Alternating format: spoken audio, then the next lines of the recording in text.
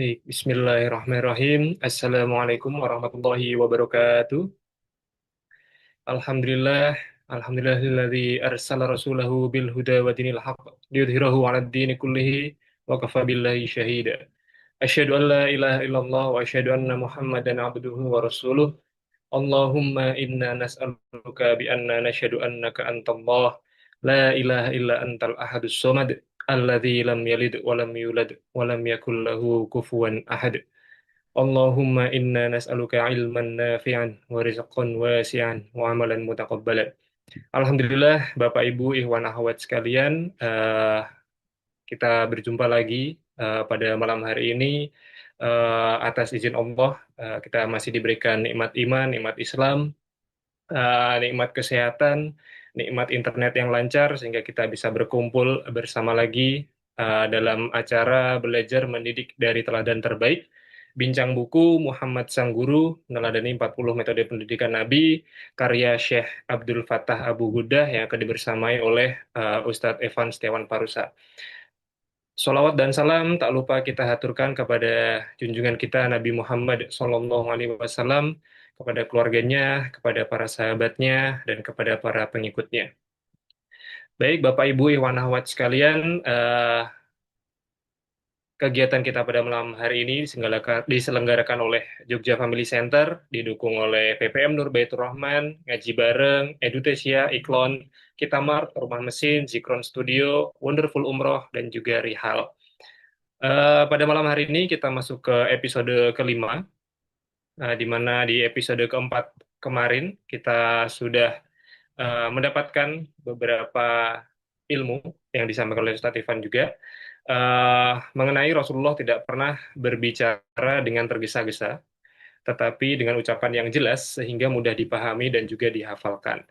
Kemudian Rasulullah juga sering mengulang-ulang ucapannya sebanyak 3 kali. Kemudian Rasulullah juga sesekali bercanda, gitu ya. Kalau kemarin tentang diceritakan nenek-nenek yang bertanya apakah dia akan masuk surga atau tidak, dan Rasulullah menjawab nenek-nenek tidak akan masuk surga, gitu. Akan tetapi yang masuk surga kembali menjadi muda. Intinya ketika bercanda Rasulullah mencontohkan dan menjelaskan bahwa yang disampaikan adalah sebuah kebenaran, gitu, bukan kebohongan, dan bercandanya juga secukupnya. Baik, kita masuk ke episode kelima yang akan dibersamai juga oleh Ustadz Evan. Kepada Ustadz Evan, kami persilakan.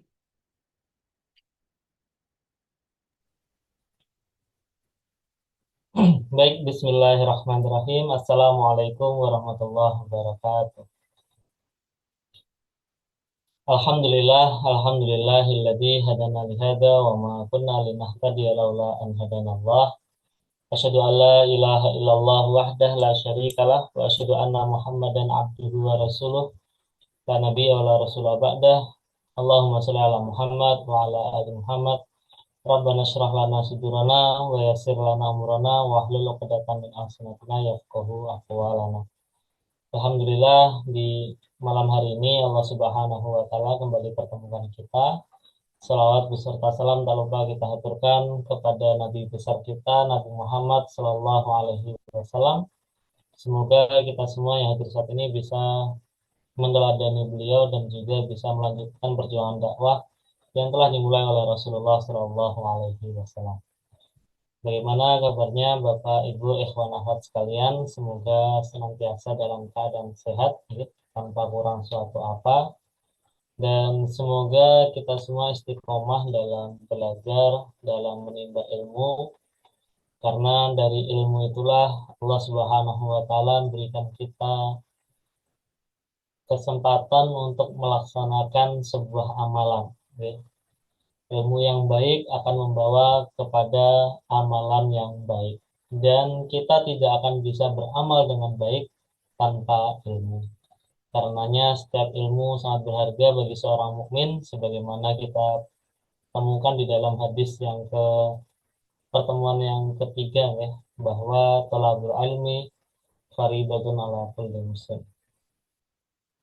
Baik Bapak Ibu ikhwan akhwat sekalian, sebagaimana yang telah disampaikan tadi, bahwa kita memasuki pertemuan kelima.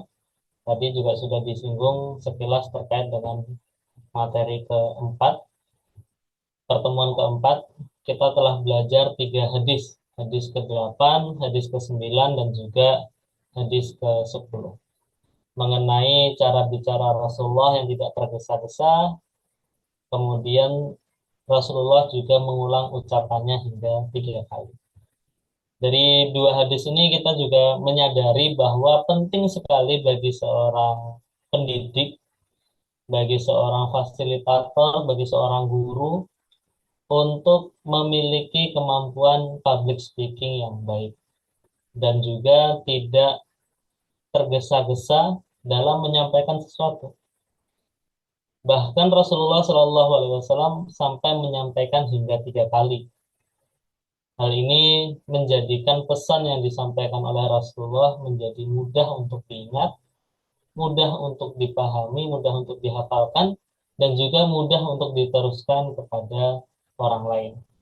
Maka tak heran Bapak, Ibu, ikhwan, akhwat sekalian, ribuan hadis yang telah didengarkan oleh para sahabat masih bisa mutawatir, masih bisa berjalan ingatan tersebut sampai kepada kita hari ini.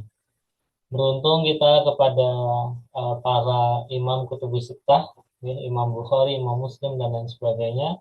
Mereka merekam itu dan membukukannya.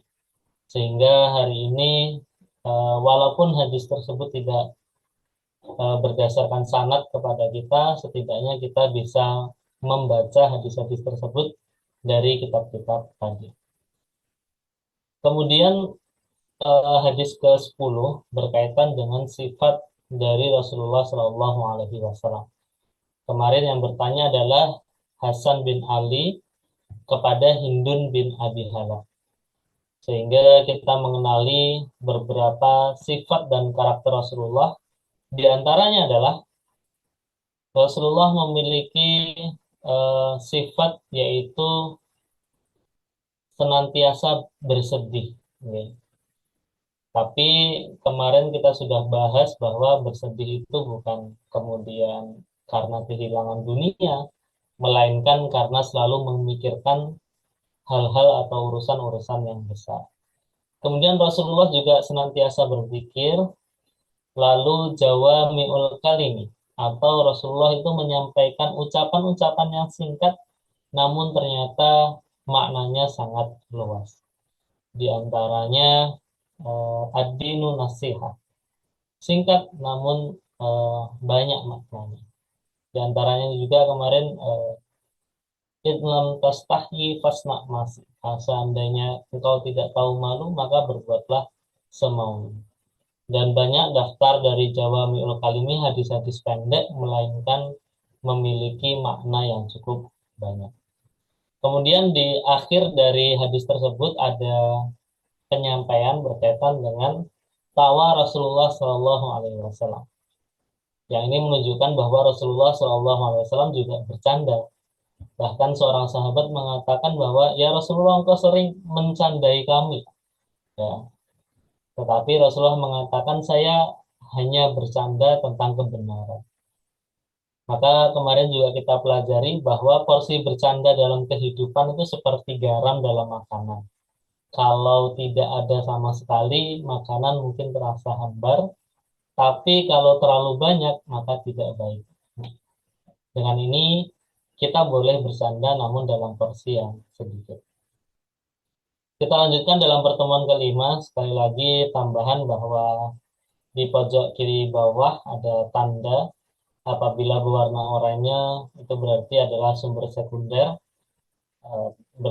dari kitab-kitab atau sumber lain. Kemudian kalau warnanya biru toska, ini menunjukkan sumber primernya yaitu kitab Ar-Rasul Al-Mu'alim dengan berbagai versinya ya, baik itu dalam bahasa Arab ataupun dalam bahasa Indonesia dengan 2 penerbit seperti itu. Walaupun tidak jauh berbeda antara terbitan yang satu dengan yang lainnya, versi terjemah. Baik, kemarin ada yang menanyakan berkaitan dengan batasan dalam bercanda, maka izin hari ini sebelum kita memulai, kita tambahkan sedikit berkaitan dengan batasan dalam bercanda. Karena setelah ini pun kita akan membahas berkaitan dengan bercanda yang disampaikan oleh Syekh Abdul Fattah Abu Ghuddah. di dalam kitab ini. Beliau panjang sekali menjelaskan berkaitan dengan bercanda. Yang pertama, batasan dalam bercanda yaitu tidak mengandung kebohongan. Sebagaimana yang kita pelajari kemarin, yang pertama yang saya ingat adalah tidak mengandung kebohongan. Rasulullah Shallallahu Alaihi Wasallam menyampaikan, wailul ladzi yuhaddisu fayakdzibun liyudhika bihil qaum wailul lahu wailul lahu. Celakalah orang yang berbicara dusta untuk membuat orang tertawa. Celakalah dia, celakalah dia. Hadis riwayat Abu Daud dan Tirmidzi. Dari sini kita perlu memilih dalam hal bercanda itu candaan-candaan yang tidak mengandung kebohongan hanya demi membuat orang lain tertawa. Kemudian yang kedua, tidak menyinggung perasaan orang lain. Ya ayyuhalladzina amanu la yaskhar qaumun min qaumin asa ayyakunu khairam minhum. Hai orang-orang yang beriman, janganlah sekumpulan orang laki-laki itu merendahkan kumpulan yang lain. Boleh jadi yang ditertawakan itu lebih baik daripada mereka. Quran surat Al-Hujurat ayat 11. Jadi bercanda tidak dalam rangka menyinggung perasaan orang lain. Dan hal ini biasa terjadi dalam porsi bullying ya di beberapa tempat yang mungkin lagi sedang viral, bahkan tidak dipungkiri terjadi juga di sekolah-sekolah di mana sekelompok anak merendahkan atau menghina satu atau dua orang temannya agar teman-teman yang lain tertawa. Memang orang-orang lain terhibur, tetapi satu orang yang direndahkan itulah yang akan merasa tersinggung. Dan ini tentu hal yang tidak baik. Kemudian yang ketiga, tidak menakut-nakuti orang. Rasulullah Shallallahu Alaihi Wasallam bersabda, la ya'khudanna ahadukum mata'an akhihi la aiban wala jadan. Janganlah salah seorang dari kalian mengambil barang milik saudaranya baik bercanda maupun bersungguh-sungguh. Hadis riwayat Abu Daud. Jadi laiban dengan dalam rangka bercanda, disembunyikan sepatu milik temannya, disembunyikan sendal milik temannya, dan seterusnya. Ini menakut-nakuti orang, ya, membuat orang lain panik dan seterusnya. Mungkin bisa jadi juga yang bersifat prank ya, mengagetkan orang dan seterusnya. Ini bercanda yang berlebihan. Kemudian tidak menjadikan agama sebagai bahan bercanda. Ini dari Quran surat Taubah ayat 65-66. Wala in sa'altuhum la yaqulunna innama kunna nakhudu wa nal'ab. Qul aballahu wa ayat abi aballahu wa ayatihi wa rasulihi kuntum tastahzi'un. La ta'tadiru qad kafartum ba'da imanikum. Dan jika kamu tanyakan kepada mereka tentang apa yang mereka lakukan itu, mereka akan menjawab, kunna nakhudu wa nal'ab. Kita itu sesungguhnya hanya bersenda gurau dan bermain-main saja. Padahal, katakanlah apa dengan Allah, ayat-ayatnya, dan Rasulnya, kalian selalu berolok-olok. Tidak usah kalian minta maaf karena kalian kafir ba'da imanikum. Kalian kafir tuh ba'da imanikum. Kalian kafir sesudah beriman. Quran surat At-Taubah ayat 65-66. Kemudian masih dalam porsi masih dalam kaitannya terkait bercanda. Hal ini disampaikan oleh Syekh Abdul Fattah Abu Budah beberapa poin catatan. Jadi ini warnanya biru toska yang memang dituliskan di dalam kitab tersebut. Mengapa kok bagian bercanda ini dibahas? Hal ini karena bagian akhir dari hadis tersebut berkaitan dengan ayat haku an asnani jamilatin baidoin nasiatin. Ini berkaitan dengan sifat yang disampaikan oleh Hindun bin Abi Halah, yaitu Rasulullah itu ketika tertawa sangat indah. Gigi-giginya terlihat indah, berwarna putih dan bersinar. Misli lu'lu' al-musyabbih bihab bil ghamam wa huwal bard. Ya, seperti hujan ataupun salju yang dingin.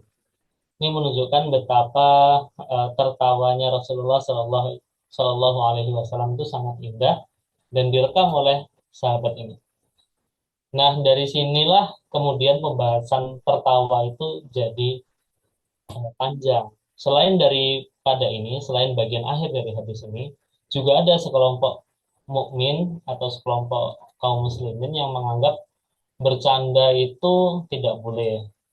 Bercanda itu tidak sama sekali begitu ya, karena dapat mematikan hati. Padahal ada porsinya. Di sini Syekh Abdul Fattah Abu Gudah menyampaikan wadhahak fi mawatinihi fi'lun hasanun mahmudun. Tertawa pada tempatnya adalah perbuatan baik dan terpuji. Lima fihi minal khair, karena di dalamnya terdapat kebaikan al-mulaki littiba untuk karakter seseorang. Wal muwati lil makom, dan untuk kepantasan atau kedudukan seseorang. Karena kadang-kadang juga penting ya ada tertawa dalam rangka karir ya. Bisa biasa kita kenal dengan tertawa karir. Ini terbukti dari perkataan Syabul Fatah Al-Bidah ini bahwa eh, lima fihi minal khair fi wal muatilil makom ya, untuk kedudukan seseorang. Fala gorobata ayat hak sayyidun nas wa a'dhamul bashar. Maka tidak heran kalau sebaik-baiknya manusia ini, seagung-agungnya manusia ini, yaitu Nabi Shallallahu Alaihi Wasallam juga tertawa. Ya, ini sangat jelas dapat kita perhatikan. Kemudian dalam kitab Al-Bukhala, Abu Umar Al-Jahiz dalam pembukaan kitab Al-Bukhala juga menyampaikan sesuatu berkaitan dengan tertawa. Beliau menyampaikan badaan tahaddasa an fawaidil buka, ketika beliau menyelesaikan pembahasan tentang faidahnya menangis, wa manafihi dan juga manfaatnya, allati ta'udu ala ruh, yang berkaitan dengan ruh dan jism jami'an, berkaitan dengan badan dan juga ruh. Dari sini sebenarnya kita dapatkan informasi bahwa Abu Amru Al-Jahiz itu membahas bahwa menangis itu bermanfaat bagi ruh dan juga bagi fisik ya, ada manfaatnya. Fama zannuka bid-dhahik, apa pendapatmu tentang tertawa? Alladzi la yazalu sahibuhu fi ghadbatis surur, yang pemilik tertawanya atau orang yang sedang tertawa itu dalam keadaan yang sangat bahagia, ila ayyan qati'anhu sababu, sampai penyebab tertawanya itu hilang. Walau kana ad-dhahika qabihan min ad-dhahik, walaupun sesuatu yang ditertawakan itu, mohon maaf, walaupun tertawanya itu buruk ya, menurut yang tertawa, ai fi mautin dhahik, atau dalam situasi yang memang boleh tertawa, qabihan minal mudhik, lama kila li zahra wal hibra wal hayyi wal qasri al mabni ka'annahu yadhak. Seandainya tertawa itu buruk ya bagi yang tertawa, lantas mengapa bunga, kemudian pakaian indah, perhiasan diumpamakan seolah-olah tertawa? Wa qad qala Allahu jalla dzikruhu, dan Allah Subhanahu wa taala juga berfirman, wa annahu huwa adhaka wa abka wa annahu huwa amata wa ahya.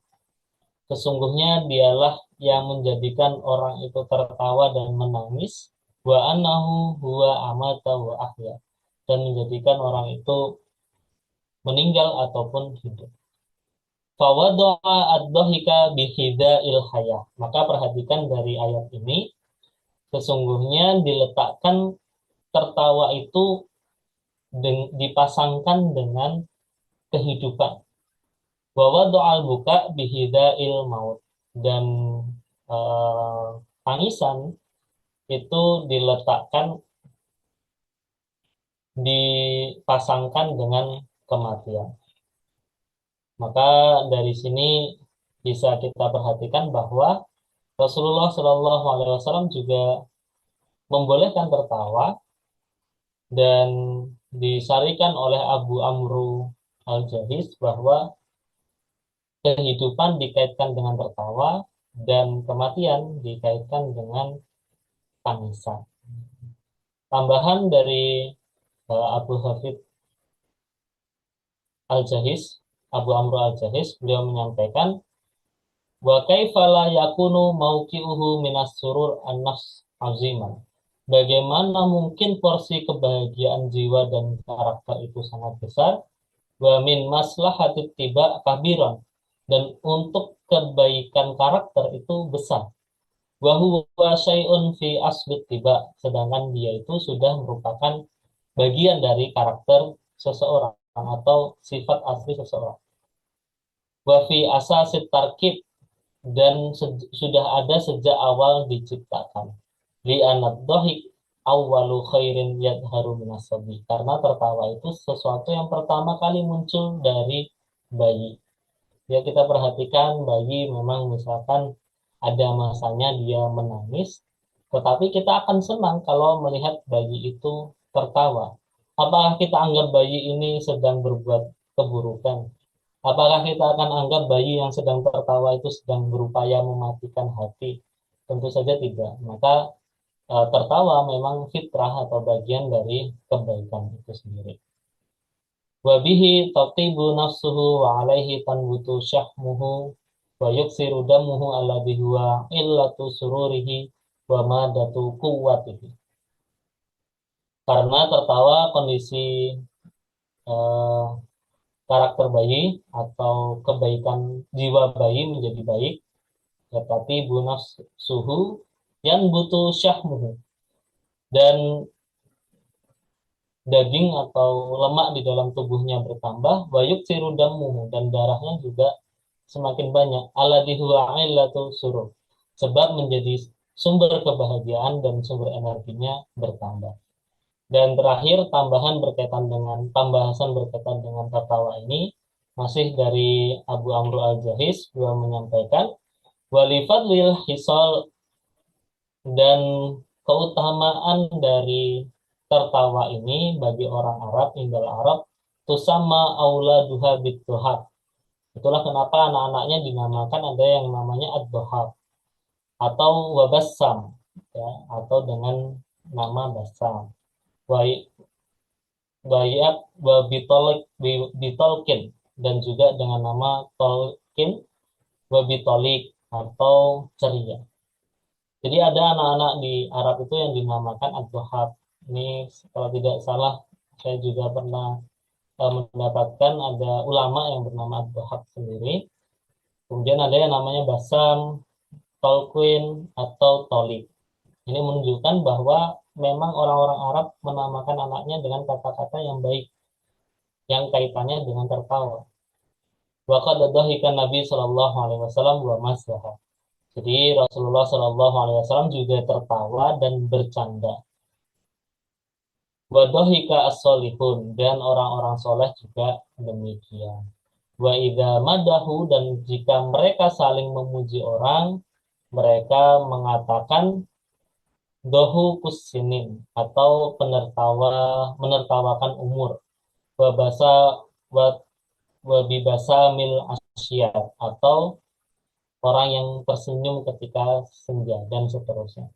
Ini adalah tambahan-tambahan keterangan dari Abu Amru Al-Jahis yang direkam oleh Syaikhul Fatah Abu Buddha di dalam kitab Ar-Rasul Al-Mu'alim berkaitan dengan bercanda.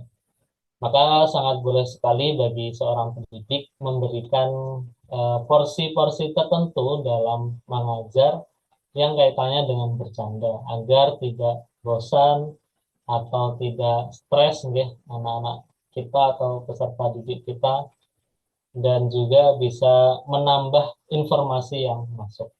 Karena kalau bosan, tidak fokus, banyak diemnya, hal ini yang menyebabkan informasi atau ilmu-ilmu terkadang tidak fokus begitu ya. Anak-anak tidak fokus. Lanjut dalam lanjut ke hadis ke-11, masih dalam kitab dalam kitab Ar-Rasul Ma'alim tentu saja, dan ini kaitannya dengan kitab As-Sama'il atau kitab Sama'il yang ditulis oleh Imam Tirmidzi. Karena Rasulullah Shallallahu Alaihi Wasallam daimal bisri sahlal khalqi layyinal janibi walaysa bifadin wala ghalid. Sesungguhnya Rasulullah Shallallahu Alaihi Wasallam daimal bisri. Kita langsung ke artinya saja, bahwa Rasulullah Shallallahu Alaihi Wasallam orang yang selalu menampakkan wajah riang, sahlul khuluq atau memiliki akhlak yang lembut, layyinal janibi, tabiatnya juga lembut, laisa bifadin, Rasulullah tidak berkata kasar, wala golidin, juga bukan orang yang keras. Tidak suka berteriak, tidak pernah berkata atau berbuat kotor, tidak pernah mencela, tidak pernah memuji berlebihan, mudah melupakan hal-hal yang dia sukai, tidak memupus harapan orang yang berharap kepadanya, dan tidak pula mengecewakannya. Kemudian qad taraka nafsahu min salasin. Rasulullah juga menjauhkan diri atau meninggalkan 3 hal. Yang pertama yaitu al-mira atau perdebatan, wal iksar berlebihan, wa ma la ya'nihi, dan segala hal yang tidak bermanfaat bagi Rasulullah Shallallahu Alaihi Wasallam.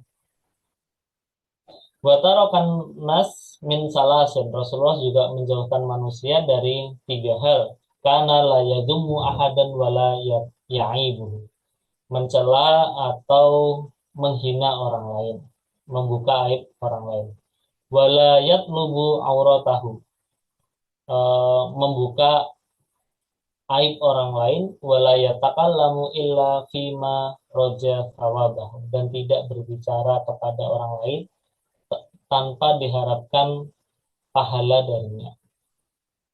Wa idza takallama atraqa julasa'uhu, seandainya Rasulullah Shallallahu Alaihi Wasallam berbicara, para sahabatnya itu menundukkan kepala. Ka'annama ala ru'usihim at-tayr, seolah-olah di atas kepala mereka terdapat burung. Wa idza sakata takallam, seandainya Rasulullah Shallallahu Alaihi Wasallam sudah berhenti berbicara, ketika Rasulullah sudah diam, mereka baru berbicara. La yatanaza'una indahul hadis, mereka tidak berselisih atau tidak berdebat kepada Rasulullah Shallallahu Alaihi Wasallam. Man takallama indahu ansautu lahu hatta yafruq. Siapapun yang sedang berbicara dengan beliau, maka yang lain akan ikut memperhatikan sampai beliau selesai berbicara. Hadisuhum indahu hadisu awwalihim, yaitu ketika yang satu tadi baru selesai berbicara, maka yang lain baru menyusul. Yadhaku mimma yadhakun, Rasulullah juga tertawa ketika yang lain tertawa. Wa yata'ajjabu mimma yata'ajjabun, dan ikut kaget atau ikut takjub ketika orang lain takjub. Wa yusbiru lil gharib alal jafwah, Rasulullah Shallallahu Alaihi Wasallam juga bersabar terhadap ucapan dan pertanyaan orang asing, ya, fi mantiqihi wa mas'alatihi, untuk sesuatu yang memang menjadi masalahnya mereka.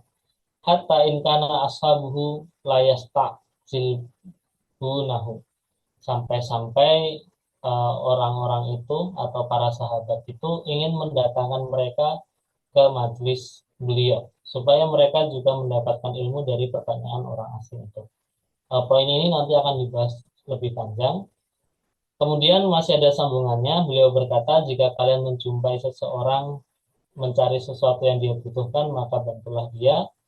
Rasulullah Shallallahu Alaihi Wasallam tidak menerima pujian dari orang lain atas sesuatu yang tidak beliau kerjakan.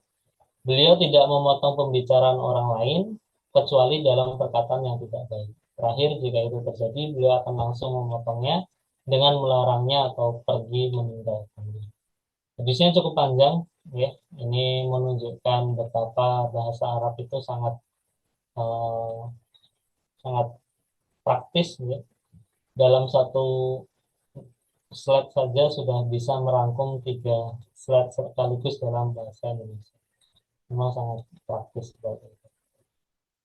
Intinya apa dari hadis ini? Ini juga sudah disarikan oleh Syaikhul Fatah Abu Judah. Beliau menyampaikan yang pertama, Rasulullah Shallallahu Alaihi Wasallam berusaha memberi perhatian secara merata kepada para sahabat yang ada di majelisnya, sehingga setiap orang merasa yang paling dicintai oleh Rasulullah Shallallahu Alaihi Wasallam. Rasulullah membagi perhatian tersebut secara rata. Sebagai seorang pendidik, misalkan menghadapi murid-muridnya, tidak ada satu murid yang diunggulkan daripada yang lain. Semuanya merasa unggul, semuanya merasa dicintai, sehingga kelas berjalan dengan nyaman. Para sahabat di sini bersama Rasulullah juga berkumpul dengan Rasulullah dengan nyaman. Kemudian Rasulullah bersabar terhadap orang yang kasar dan bertanya. Maksudnya adalah pertanyaan yang tidak berani ditanyakan para sahabat. Karena saking takzimnya para sahabat kepada Rasulullah SAW, saking mengagungkannya, terkadang beberapa sahabat itu tidak berani untuk bertanya kepada Rasulullah SAW. Bahkan jika Rasulullah SAW melakukan kesalahan sekalipun, tidak banyak yang berani untuk bertanya seperti itu. Ada satu hadis yang saya juga belum rekam di sini, seingat saya saja. Apabila besok ada koreksi akan saya sampaikan. Yaitu ketika Rasulullah SAW, kalau tidak salah, sholat zuhur seperti itu. Kemudian beliau melaksanakan sholat 2 atau 3 rakaat sehingga lupa 1 atau 2 rakaat di dalam sholat zuhur tersebut. Para sahabat yang ikut sholat bersama Rasulullah SAW tidak ada satupun yang berani bertanya kepada Rasulullah SAW. Sampai kalau tidak salah yaitu Umar bin Khattab radhiyallahu anhu memberanikan diri bertanya, dan memang kita kenal beliau dengan sosok sahabat yang sangat kritis dan juga berani. Pertanyaannya juga unik, yaitu apakah sholat zuhur sudah diganti menjadi 2 rakaat atau engkau lupa ya Rasulullah? Pada waktu itu Rasulullah sudah di pinggir di hampir keluar dari masjid. Kemudian Rasulullah bertanya kembali, ya, apakah saya sholat 2 atau 3 rakaat? Kemudian dijawab iya, dan beliau melanjutkan sholatnya.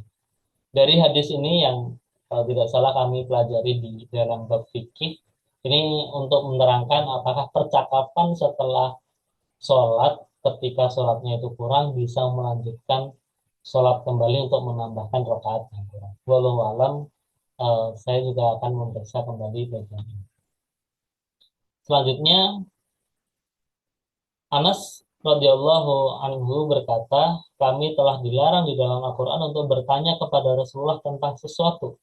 Maka kami terkejut ketika datang seorang laki-laki dewasa dari penduduk lembah yang bertanya kepada beliau dan kami mendengarkan. Memang beberapa kali ada orang-orang yang bukan dari Madinah yang mendatangi Rasulullah SAW untuk bertanya tentang sesuatu, dan ini akan menjadi ilmu bagi para sahabat yang saat itu sedang bersama Rasulullah SAW. Perkataan yang dilarang di dalam Al-Quran itu berkaitan dengan Quran Surat Al-Ma'idah ayat 101. Wahai orang-orang beriman, janganlah kamu menanyakan kepada nabimu hal-hal yang jika diterangkan kepadamu akan menyusahkan kamu, dan jika kamu menanyakan di waktu Al-Quran itu diturunkan, niscaya akan diterangkan kepadamu. Allah memaafkan kamu tentang hal-hal tersebut. Allah Maha Pengampun lagi Maha Penyayang. Jadi sempat ada momen di mana para sahabat itu tidak bertanya kepada Rasulullah SAW karena turunnya ayat ini. Lantas bagaimana tentang pertanyaan tersebut? Kita mendapati murid-murid kita bertanya, kita juga kadang-kadang penasaran tentang sesuatu, maka bagaimana sih bertanya itu? Terkait dengan tanya, ini bagiannya orange, jadi ditambahkan dari kitab lain. Pertanyaan adalah kunci untuk membuka pintu pemahaman. Apabila ada sesuatu yang belum kita pahami, kita bisa bertanya. Di dalam kitab Ittihafus Sa'il, Bijawabil Masail, kitab yang disusun oleh Imam Haddad, kitab ini memang dirancang khusus terkait dengan tanya dan bertanya. Beliau mengatakan bahwa bertanya tentang hal-hal yang dibutuhkan dan untuk menambah ilmu, sebagaimana kebiasaan para ulama, di setiap masa hukumnya wajib. Di setiap masa hukumnya wajib. Pada hal-hal yang diwajibkan dan sunnah pada hal-hal yang disunahkan. Jika kita belajar suatu perkara, misalkan perkara yang wajib, sebagaimana kemarin kita sudah belajar tiga ilmu yang diwajibkan oleh Syekh Zainuddin Al-Malibari terkait tiga ilmu yang wajib untuk dipelajari. Nah, jika memang terkait dengan hal-hal tersebut dan untuk melaksanakan kewajiban-kewajiban kita sebagai seorang mukmin, maka hukumnya wajib. Misalkan diterangkan kepada kita hukum air, ada beberapa jenis air yang bisa digunakan untuk wudhu seperti itu. Kemudian ada satu bagian air yang misal kita juga penasaran, kalau air yang musamas atau mendidih karena panas karena terkena matahari, demikian. Lantas kalau air mendidih bagaimana hukumnya dan seterusnya. Itu bisa kita tanyakan karena berkaitan dengan sesuatu yang memang kita penasaran sekaligus implementasinya penting dalam kehidupan kita sehari-hari. Namun ada juga pertanyaan-pertanyaan yang tidak perlu. Pertanyaan-pertanyaan yang sekedar untuk memuaskan hawa nafsu saja. Nah, disinilah Imam Al-Ghazali menjelaskan ada beberapa kelompok orang yang bertanya. Di dalam kitab Ayyuhal Walad, kitab ini membahas tentang murid beliau yang sudah merantau jauh ke negeri seberang, sedangkan ilmu yang dipelajari sudah cukup banyak. Lalu beliau galau. Muridnya ini galau karena ilmunya sangat banyak dan menjadi membuat beliau bingung. Akhirnya beliau berkirim surat kepada Imam Al-Ghazali. Imam Al-Ghazali kemudian menjawab surat tersebut dan jadilah kitab ini yaitu Ayyuhal Walad yang berarti wahai anakku. Kitab ini pendek dan ada beberapa nasihat dari Imam Al-Ghazali kepada muridnya dan di bagian ini ada nasihat berkaitan dengan pertanyaan. Imam Al-Ghazali menyampaikan 4 golongan orang yang bertanya. Yang pertama yaitu orang yang bertanya dengan penuh kedengkian dan kebencian. Ada sekelompok orang yang sudah dengki terlebih dahulu, sudah benci terlebih dahulu, sehingga pertanyaan itu tidak menginginkan jawaban, tapi ingin menunjukkan sisi aib atau sisi keburukan dari orang yang akan ditanya. Dan itulah orang yang bertanya dengan penuh kedengkian dan kebencian. Maka jawaban yang benar sekalipun tidak akan membuat orang yang bertanya ini puas seperti itu. Kemudian yang kedua, orang yang bertanya dengan kebodohan karena belajar dalam waktu yang singkat dan merasa dapat berdebat dengan ulama. Ada yang demikian. Eh, Panjang sebenarnya Imam Al-Ghazali menjelaskan, tetapi ringkasnya adalah beliau ingin menunjukkan ada sekelompok orang atau segolongan orang yang baru belajar sedikit, baru memahami sedikit, kemudian ingin menjatuhkan ulama yang berbeda atau orang yang berbeda dengannya dengan cara bertanya. Nah, di dalam ilmu terbaru atau ilmu modern ini disebut dengan Dunning-Kruger effect, ya, di mana di mana puncak kesombongan seseorang itu ketika dia baru belajar sedikit. Ketika belajarnya lebih lama lagi, itu akan muncul kebijaksanaan sehingga kesombongannya semakin berkurang. Dunning-Kruger effect ini bisa dicari sendiri Bapak Ibu Ikhwan Akhwat sekalian dan memang terjadi dalam banyak kasus begitu. Ya kita lihat misalkan di banyak hal beberapa orang yang baru belajar sedikit kemudian merendahkan orang yang sudah pakar bahkan seperti itu. Kemudian yang ketiga, orang yang bertanya agar menambah ilmu namun dalam perkara yang di luar kapasitasnya.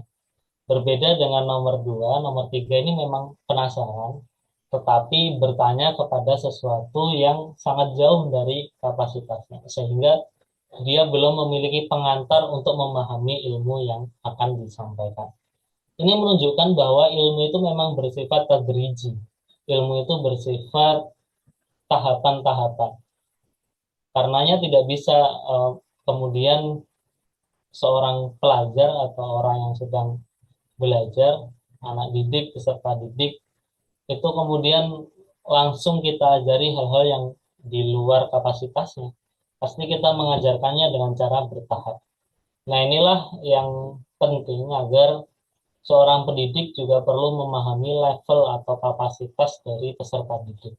Pendidik memahami kapasitas dari murid-muridnya sehingga tidak menyampaikan sesuatu yang sangat jauh dari kapasitas peserta didik.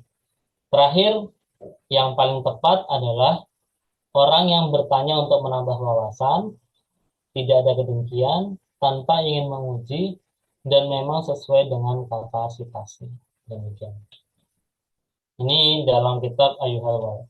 Kitab Ayyuhal Walad sudah banyak diterjemahkan dan juga bahkan ada websitenya. Bapak Ibu Ikhwan sekalian juga bisa membaca langsung ya, poin-poin berkaitan dengan nasihat dari Imam Al-Ghazali dalam kitab Ayyuhal Walad. Kita masuk ke hadis 12. Hadisnya dari masih dalam kitab Asy-Syama'il, riwayat Tirmidzi fi Syama'il Aidun, an Sayyidina Ali radhiyallahu anhu. Kalau tadi Husain ya, sebelumnya Hasan. Ini Ali radhiyallahu anhu. Jadi satu keluarga ini bertanya ya. Dan kita rekam di sini. Fi wasfihi al-majlis Rasulullah sallallahu alaihi wasallam, tentang sifat dari majlis Rasulullah sallallahu alaihi wasallam. Qala kana yu'ti kulla julasaihi bin nasibihi la yasabu jalisuhu anna ahadan akrama alaihi minhu. Di dalam kitab Asy-Syama'il, Tirmidzi meriwayatkan kisah dari Ali radhiyallahu anhu yang menjelaskan sifat majlis Rasulullah sallallahu alaihi wasallam. Ali menyampaikan Rasulullah Shallallahu Alaihi Wasallam memberikan haknya kepada setiap orang yang hadir di majelis beliau. Julasa itu adalah orang yang ikut duduk atau orang yang hadir di majelis Rasulullah Shallallahu Alaihi Wasallam.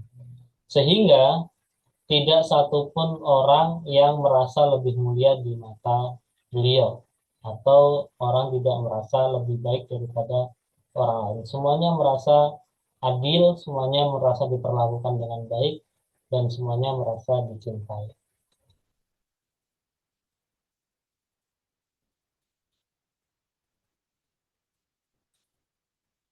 Baik, selanjutnya hadis ke-13. Ini dalam kitab uh, Al-Adab wal-Mufrad. Mohon maaf saya koreksi berkaitan dengan hadis 12 atau saya tambahkan. Karena memang Syekh Abdul Fattah Abu Gudah tidak ada keterangan lain ya. Beliau hanya menyampaikan hadis ke-12 ini dengan hadis dan juga artinya. Di dalam kitab yang terjemah hadis dan artinya. Di dalam kitab bahasa Arab hadis ini saja, tidak ada penjelasan lain. Kemudian hadis ke-13 yaitu diriwayatkan dari Imam Bukhari dalam kitab Al-Adab wal Mufrad wa Muslim wa Nasai, dan juga dari kitab Muslim dan juga kitab An-Nasai walafdu di Muslimin, artinya redaksinya dari Imam Muslim. An Humaid bin Hilal, dari Humaid bin Hilal, an Abi Rifa'ah atau Abu Rifa'ah Al-Adawi radhiyallahu anhu. Qala, mereka berkata, intahaitu ila Nabi sallallahu alaihi wasallam. Aku pernah datang kepada Rasulullah sallallahu alaihi wasallam wa huwa yakhutub, pada saat beliau sedang berkhutbah. Qala faqultu, kemudian saya mengatakan, ya Rasulullah, rajulun gharibun jaa yas'alu an dinihi.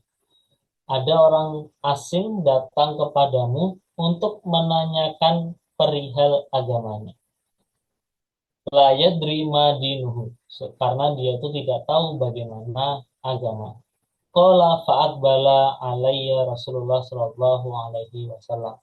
Kemudian Rasulullah sallallahu alaihi wasallam menerimanya, menghampirinya, dan taroka khutbatahu, meninggalkan khutbahnya, hatta intaha ilayya, sampai benar-benar menghampiri orang tersebut.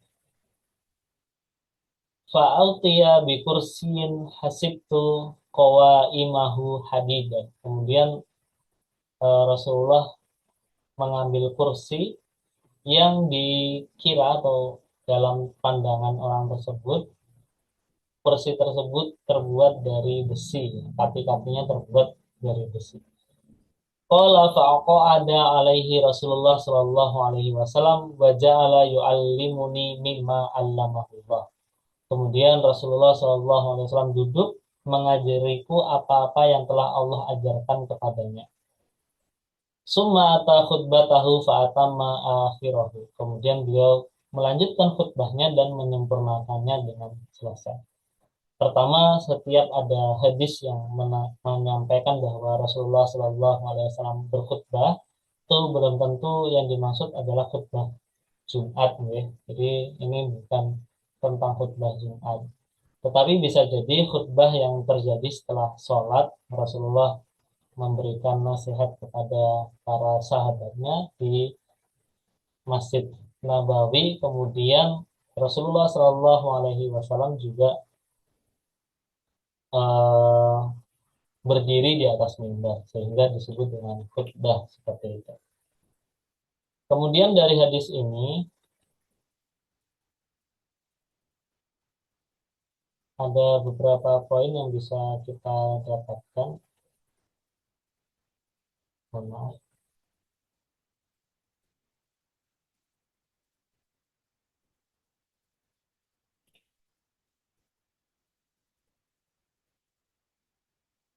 Nah, Imam Nawawi dalam kitab Syarah Muslim menyampaikan bahwa dalam hadis ini terkandung sifat rendah hati Rasulullah Shallallahu Alaihi Wasallam, kelembutannya dan kasih sayangnya terhadap umat Islam. Pelajaran yang dapat dipetik dari hadis ini yaitu seorang penanya jika berbicara atau bertanya kepada seorang guru hendaknya dilakukan dengan lembut, dilutfin. Pelajaran lain, seorang ulama hendaknya menyegerakan untuk menjawab pertanyaan yang sedang meminta petunjuk, mendahulukan perkara yang penting satu demi satu, sebab mungkin saja penanya tentang iman dan dasar-dasar penting. Karena Rasulullah Shallallahu Alaihi Wasallam berkhutbah secara umum, kemudian ada yang bertanya tentang agama, maka Rasulullah Shallallahu Alaihi Wasallam meninggalkan khutbahnya sebentar dan fokus kepada yang satu ini dulu. Karena yang satu ini pertanyaannya lebih penting, yaitu berkaitan dengan agama atau berkaitan dengan tauhid. Ulama bersepakat jika bertanya tentang iman dan cara masuk Islam, maka wajib menjawabnya dan mengajarinya ketika itu juga. Ini hal baru juga bagi kita, bahwa penting bagi kita untuk mendalami pertanyaan seseorang jika itu memang kaitannya dengan tauhid, keimanan, apalagi sesuatu yang memang sedang diragukan oleh orang tersebut, baik itu porsinya sebagai non-muslim, ya, termasuk juga porsinya sebagai seorang muslim, maka kita punya kewajiban untuk menjawabnya dan mendahulukan jawaban terhadap pertanyaan tersebut. Apalagi kaitannya yang berkaitan dengan akidah, ya, di mana hari-hari ini memang sangat banyak sekali pertanyaan-pertanyaan atau narasi-narasi yang memang mengikis akidah seperti itu. Duduknya Rasulullah Shallallahu Alaihi Wasallam di atas kursi adalah supaya orang lain bisa mendengar ucapan beliau dan melihat kepribadian beliau. Di sini di bagian akhir, Syekh Abdul Fattah juga menyampaikan kutu wa fihi aidan jawazu julusil muallim alal kursi atna at-ta'lim wa annahu la yalzamuhu ayyu'allima waqifan. Sehingga pendidik diperbolehkan duduk dan tidak harus mengajar sambil berdiri. Jadi memang ada masanya di mana umat Islam itu menyampaikan bahwa pelajaran itu harus berdiri dan seterusnya, termasuk di tarbiyatul mu'allim di pondok kami itu agak diporsikan untuk berdiri, tapi duduk juga boleh. Buktinya majelis-majelis yang dihadiri oleh para ulama di sekitaran Masjid Nabawi atau bahkan di Al-Azhar sekalipun itu sifatnya duduk ya, sebagaimana yang saya tahu seperti itu. Hadis terakhir untuk hari ini juga hadis yang cukup panjang, yaitu dari Anas bin Malik. Anas bin Malik radhiyallahu anhu meriwayatkan bainama nahnu julusun fil masjid, ketika kami sedang duduk bersama Nabi Shallallahu alaihi wasallam di masjid, dakhala rajulun ala jamalin, datanglah seorang laki-laki yang mengendarai unta. Summa aqalahu, kemudian diikat. Summa qala ayyukum Muhammad, siapa di antara kalian yang bernama Muhammad? Wa Nabi sallallahu alaihi wasallam muttaqiun baina zuhranihin. Pada waktu itu Rasulullah sallallahu alaihi wasallam sedang duduk bersandar. Kemudian fakulna, kami berkata, hadar rajulu al-abjad al-muttaqi. Itu laki-laki yang menggunakan pakaian laki-laki putih yang sedang bersandar.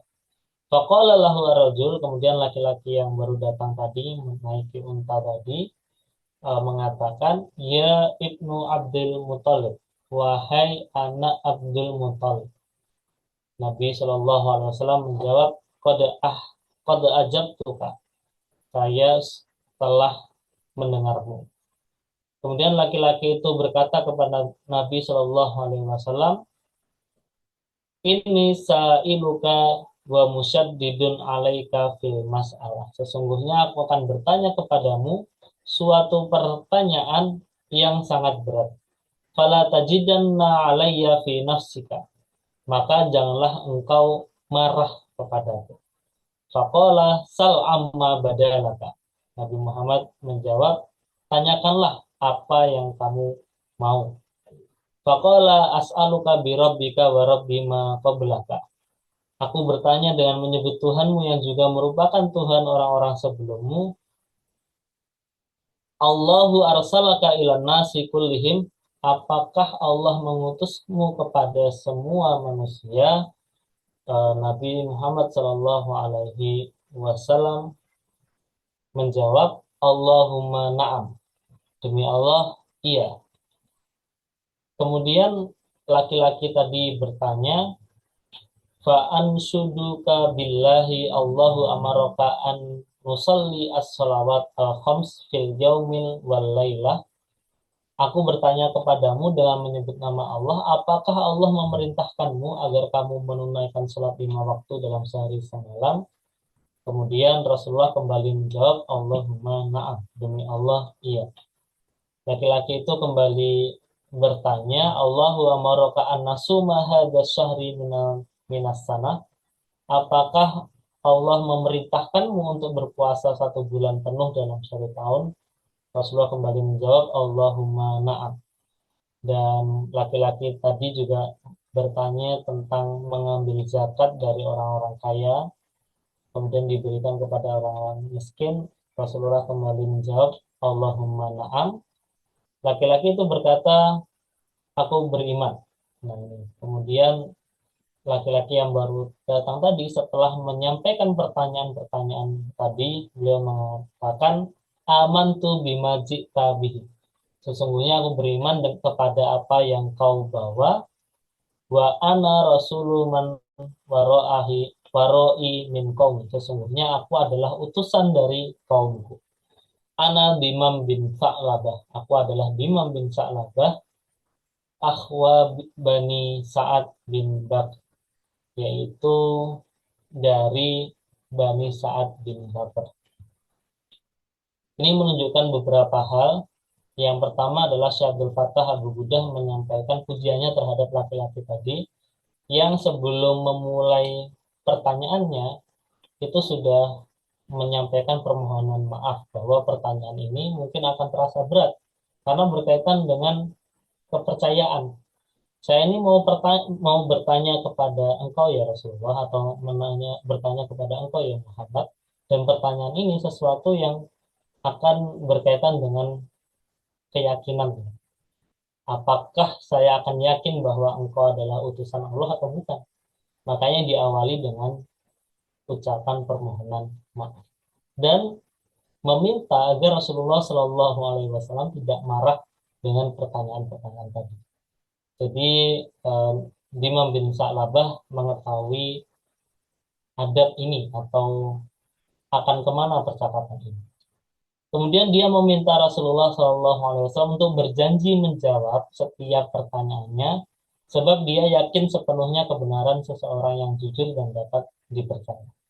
Kalau orang tadi jujur, kalau Rasulullah SAW jujur dan bisa dipercaya, maka tolong jawab setiap pertanyaan dan akan ada eh, akan ada sesuatu yang akan dilakukan oleh Dimam bin Sa'labah.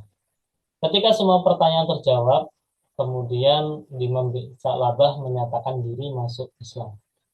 Tapi poinnya tidak hanya di situ. Dimam bin Sa'labah ini adalah utusan dari kaumnya. Yang berarti jika Dimam bin Sa'labah masuk Islam, maka kaumnya pun akan demikian. Dan tentu saja utusan dari suatu kaum berarti bukan orang sembarangan. Pasti orang yang paling dipercaya di antara mereka dan memiliki kepintaran, pandangannya dan firasatnya pasti akan diikuti oleh kaumnya. Maka Umar radhiyallahu anhu pernah berkomentar tentang Imam bin Sa'labah. Dia mengatakan bahwa aku tidak pernah melihat orang yang pertanyaannya lebih bagus dan sistematis dibandingkan Imam bin Sa'labah radhiyallahu anhu. Pelajaran dari hadis ini betapa Rasulullah Shallallahu Alaihi Wasallam sangat rendah hati, santun terhadap orang yang bertanya, meskipun dengan cara menekankan pertanyaan dan mengeraskan suara. Ya, datang-datang bawa unta, kemudian ayyukum Muhammad, mana di antara kalian yang bernama Muhammad? Nah, meskipun di dalam suasana yang seperti ini, Rasulullah Shallallahu Alaihi Wasallam tetap tenang, buktinya sedang bersandar, dan menjawab setiap pertanyaan dengan baik sampai-sampai Dimam bin Salabah masuk Islam. Dari sini seorang murid hendaknya menyampaikan pengantar dengan lembut dan memohon maaf sebelum mengajukan pertanyaan kepada guru agar pertanyaan tersebut sampai kepada tujuan dari pertanyaan. Ini yang disampaikan oleh Syekh Abdul Fattah Abu Budah berkaitan dengan pelajaran dari hadis ke-13 ini. Demikian yang bisa kami sampaikan. Mohon maaf jika ada kekurangan dan kesalahan. Jazakumullah khairan. Mohon maaf jika ada kekurangan dan kesalahan. Terima kasih. Wassalamualaikum warahmatullahi wabarakatuh. Waalaikumsalam warahmatullahi wabarakatuh. Jazakumullah khair Ustaz Evan atas materinya. Bapak Ibu Iwanawat sekalian, malam hari ini kita mendapatkan dua tema materi yang sangat menarik ya. Yang pertama tentang bagaimana Rasulullah bercanda dan juga bagaimana Rasulullah itu tertawa gitu. Jadi ada itu hal yang pertama, kemudian yang kedua adalah bagaimana kita belajar tentang bertanya dan juga merespon suatu pertanyaan gitu. Oke, baik. Untuk mempersingkat waktu, mungkin kita akan langsung buka di sesi tanya jawab, gitu. Kita mungkin batasi untuk dua penanya. Silakan bagi Bapak Ibu Ihwanawan yang ingin bertanya, ada satu dari Kak Iza, mungkin ada satu lagi, boleh raise hand.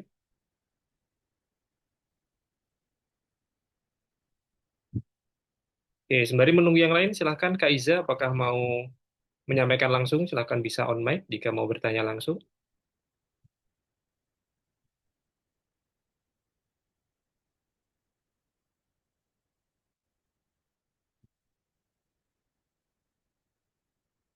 Atau mau melalui chat, Kak Iza?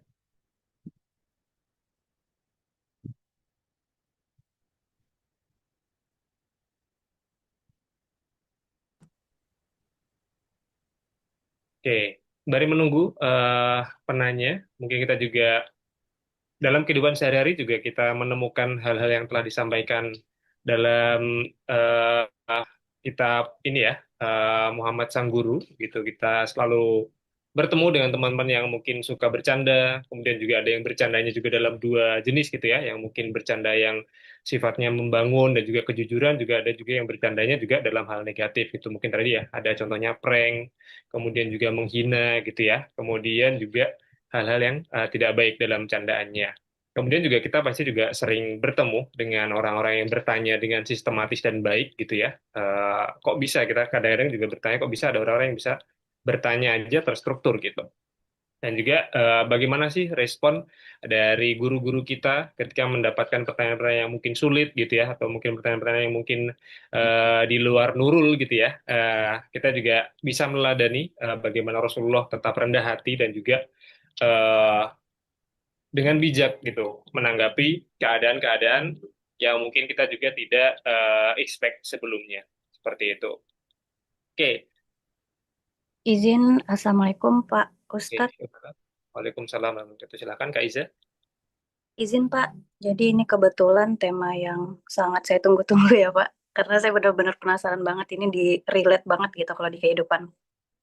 Untuk yang pertanyaan pertama terkait batasan bercanda, itu kan tadi ada kayak tidak boleh berbohong, terus menyinggung perasaan, tidak boleh menakut-nakuti, terus jangan menjadikan agama bahan candaan. Sebenarnya yang poin terakhir ini yang paling banyak saya tuh pengen banget tanya gitu. Jadi untuk yang tidak menjadikan agama bahan candaan itu sebenarnya sejauh apa? Karena kan kalau misalnya ya saya nggak tahu ya apakah memang di teman-teman saya aja atau ada di orang lain juga. Jadi bercandaannya itu kurang lebih ada salah satu contohnya ya Pak Ustadz. Jadi mereka tuh kalau misalnya kita lagi ngobrol gitu, ngobrol santai atau misal lagi ada yang debat terus untuk nyairin suasananya dikirim stiker lah.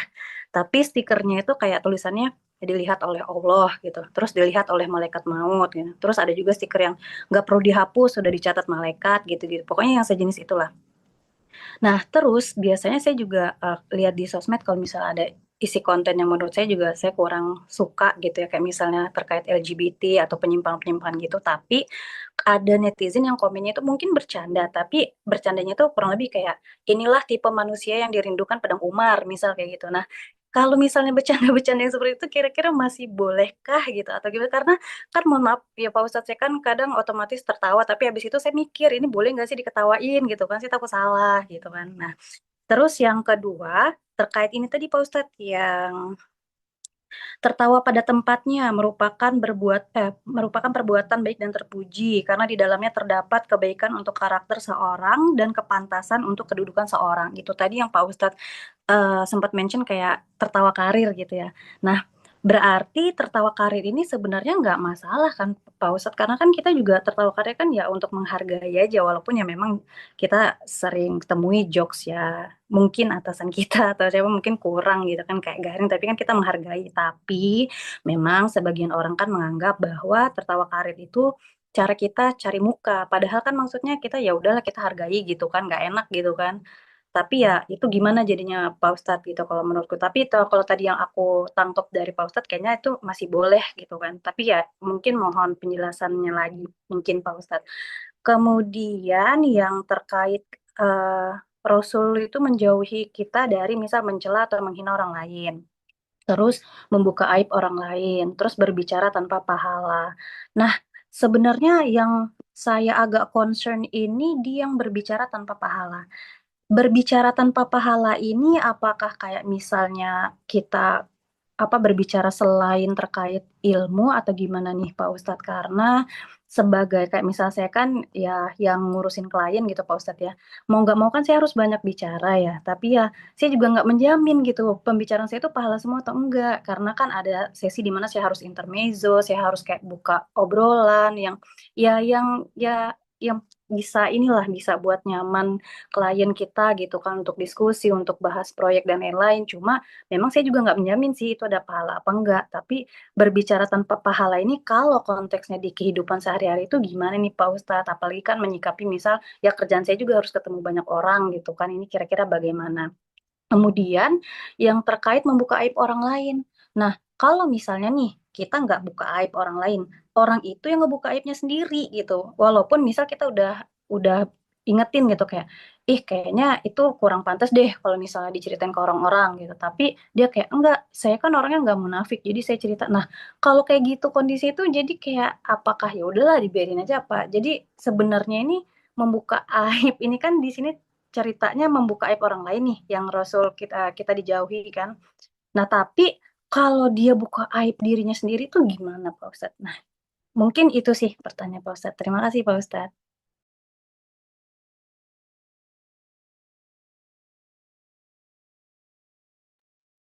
Baik. Tadi ada 4 ya berarti pertanyaan ya. Yang pertama bercanda mengenai agama, dan yang kedua ada tertawa karir. Kemudian yang ketiga tadi ada, saya lupa jadi. Oke. Bicara tanpa pahala, Oh ya, bicara tanpa pahala. Kemudian yang terakhir mengenai eh membuka aib sendiri. membuka aib, sedangkan dibuka sendiri oleh yang bersangkutan. Monggo, Ustaz Evan. Baik, jazakumullah khairan. Sebelumnya ini sekaligus menjawab yang ada di kolom Q&A ya, berkaitan dengan pandangan Islam terkait tertawa terbahak-bahak. Baik, yang pertama, agama sebagai bahan bercandaan sejauh apa batasannya? Ya, ini tentu saja eh, tidak boleh sama sekali jika memang bukan suatu kebenaran. Ketika Rasulullah SAW mempercandai nenek-nenek tadi, ya, itu kan juga berkaitan dengan agama ya. Nanti kamu nggak masuk surga nek, atau nenek-nenek juga tidak masuk surga, atau di surga tidak ada nenek-nenek. Nah, kemudian kan membuat orang tersebut bersedih. Ya. Ini kan kaitannya terkait agama tentu saja. Tapi kemudian Rasulullah memberikan keterangan bahwa di surga kelak manusia akan kembali dalam keadaan sebaik-baiknya. Ya berarti perempuan dalam keadaan yang secantik-cantiknya seperti itu. Nah, agama sebagai bahan bercandaan tidak boleh sama sekali jika itu bukan kebenaran. Misalkan Allah Maha Melihat disampaikan di situ ya tidak apa, Allah Maha Melihat, memang itu suatu kebenaran. Cuma jangan berlebihan segala sesuatu langsung dibercandain gitu. Nah, ini kaitannya dengan berlebihan. Sangat mudah sekali bercanda seperti itu. Kemudian ada satu poin juga yang berkaitan dengan stiker nih yang pernah juga saya tegur begitu. Yaitu dulu sempat viral, yaitu ada kucing lempar sandal kemudian mengatakan Bismillah headshot gitu ya. Bismillah headshot ini benar-benar sesuatu yang menurut saya tidak baik seperti itu. Kenapa?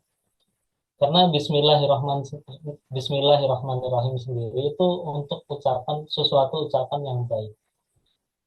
Bahkan untuk surat yang isinya suatu teguran atau berkaitan dengan perang, Allah Subhanahu wa taala menghapuskan Bismillahirrahmanirrahim. Ya kan di Quran surat At-Taubah ya. Sehingga apa namanya Bismillahirrahmanirrahim tidak digunakan untuk sesuatu yang bersifat keras seperti itu. Apalagi mengatakan headshot dan seterusnya. Apalagi konteksnya bercanda. Adapun batasannya sejauh apa? Dalam kita berinteraksi, dalam kita bermuamalat, batasannya sangat abu-abu ya. Maka dalam poin ini yang digunakan adalah hati kecil atau saldo miroka.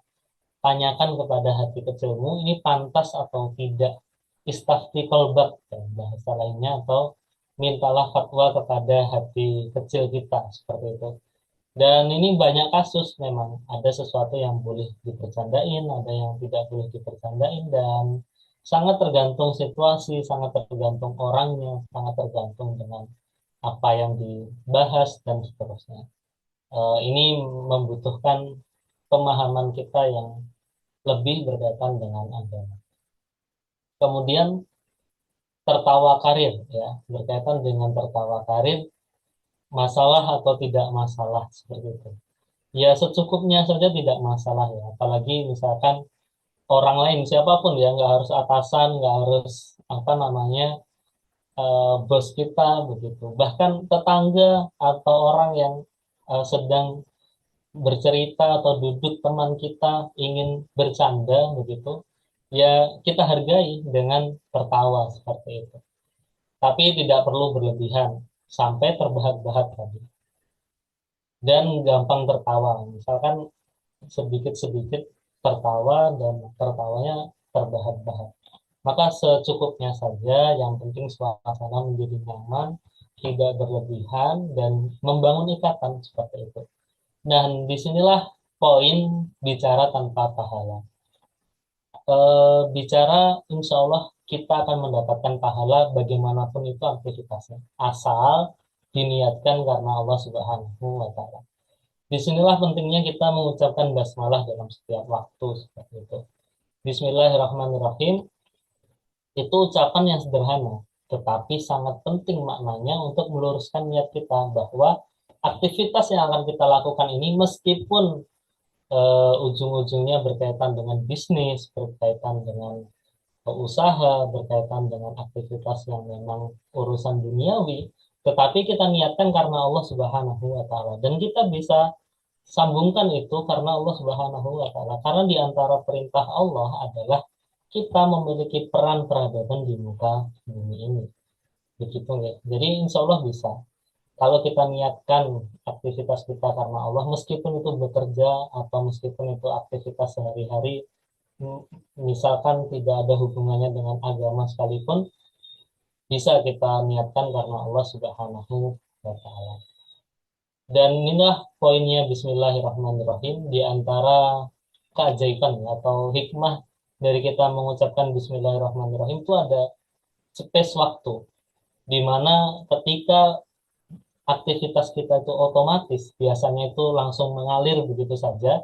Ketika kita mengucapkan Bismillahirrahmanirrahim, maka ada space atau ada jeda waktu. Jeda waktu inilah yang mengontrol hati kita. Jeda waktu itulah yang membuat pikiran kita tenang. Jeda waktu itulah yang membuat kita kembali meluruskan niat atau meluruskan orientasi. Sehingga Bismillah itu dapat membuat kita lebih tenang, orientasinya lebih terarah. Kemudian membuka aib sendiri, ini sudah jelas dilarang ya. Allah Subhanahu wa Ta'ala sudah menutup aib kita, maka tidak boleh atau dilarang untuk kita membuka aib sendiri seperti itu. Apalagi digunakan sebagai bahan bercandaan. Termasuk untuk nasihat sekalipun sebenarnya tidak boleh. Misalkan seorang guru atau seorang pendidik menasehati muridnya yang nakal, karena ini kita pembahasannya pendidikan ya. Menasehati muridnya yang nakal, kemudian mengatakan bahwa kalau saya itu juga pernah nakal seperti kamu. Nah, ini kan menunjukkan pembenaran malah bagi murid. Oh, nakal seperti bapak aja bisa jadi guru, berarti saya juga bisa nakal nanti jadi guru. Nah, yang seperti ini yang kemudian tidak boleh ya, untuk membuka aib sendiri. Maka Allah Subhanahu wa Ta'ala sudah menutup aib kita, maka kita mintakan ampun aib tersebut, kita mintakan ampun dosa-dosa tersebut, dan Allah Subhanahu wa Ta'ala kita mintakan untuk menutup selamanya. Begitu nggih, sedikit yang saya tahu yang bisa saya sampaikan berkaitan dengan pertanyaan-pertanyaan. Baik, jazakumullah khair Ustaz Irfan atas jawaban-jawabannya. Begitu nggih, Kak Iza. Mudah-mudahan menjadikan berkah untuk kita semuanya. Kemudian karena waktu sudah menunjukkan pukul 9 gitu, Bapak Ibu Ikhwan Akhwat sekalian, misalkan nanti ada pertanyaan-pertanyaan yang mungkin mau ditanyakan, boleh didiskusikan melalui grup WhatsApp gitu. Di sana juga ada Ustadz Evan, mungkin Ustadz Evan nanti akan bisa menjawab pertanyaan-pertanyaan dari Bapak Ibu Ikhwan Akhwat sekalian di sana. Kemudian kami juga akan memberikan materinya juga di sana, dan juga ada link yang mana nanti di sana link juga kita akan ada fitur-fitur mengenai Jogja Family Center atau kegiatan kita yang berjalan sudah episode 5 kali ini. Ada ringkasan materinya, kemudian juga ada hal-hal yang lain akan diinformasikan melalui link tersebut. Itu nggih. Alhamdulillah kita memasuki di penghujung acara. Marilah kita akhiri kegiatan kita pada malam hari ini dengan istighfar bersama-sama sebanyak 3 kali. Astagfirullahaladzim, astagfirullahaladzim, astagfirullahaladzim. Kita sempurnakan dengan doa kafaratul majelis. Subhanakallahumma wa bihamdika asyhadu an la ilaha illa anta astaghfiruka wa atubu ilaik. Jazakumullah khair Bapak Ibu Ikhwan Akhwat sekalian sudah hadir dalam kegiatan belajar mendidik dari Teladan Terbaik Bincang Buku Muhammad Sang Guru karya Syekh Abdul Fattah Abu Huda. yang diselenggarakan oleh Jogja Family Center dan juga didukung oleh PPM Nur Baitur Rahman, Ngaji Bareng, Edutesia, Iklon, Kitamart, Rumah Mesin, Zikron Studio, Wonderful Umroh, dan juga Rihal. Mudah-mudahan kita selalu diberikan hidayah oleh Allah, kita diberikan istiqomah untuk selalu belajar, dan Bapak Ibu Ikhwanawat sekalian diberikan kesehatan. Kami dari tim Jogja Family Center undur diri. Wassalamualaikum warahmatullahi wabarakatuh.